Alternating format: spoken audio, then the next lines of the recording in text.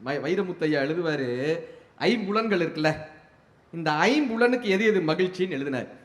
கண்ணுக்கு மகிழ்ச்சி, கண்ணுக்கு மகிழ்ச்சி விடிகாலை சோலை, வெற்றிலை போட்ட வானம், தூங்கும் குழந்தையின் தூங்காத சிரிப்பு. கண்ணுக்கு மகிழ்ச்சி ஆனந்த கண்ணீர். காதுக்கு மகிழ்ச்சி ஒரு நல்ல கவிதையை கேட்டு கைதட்டக்கூடிய கைதட்டல் ஓசை. மூக்குக்கு மகிழ்ச்சி நேசிக்கும் பெண்ணின் குழல் கொண்ட பூக்கள். வாய்க்கு மகிழ்ச்சி, வாய்க்கு மகிழ்ச்சி முதல் காப்பியின் இளம் கசப்பு இல்லை. இருட்டு அறையில் முரட்டு முத்தம் இல்லை. வாய்க்கு மகிழ்ச்சி தப்பின்றி உச்சரிக்கும் தாய்மொழி.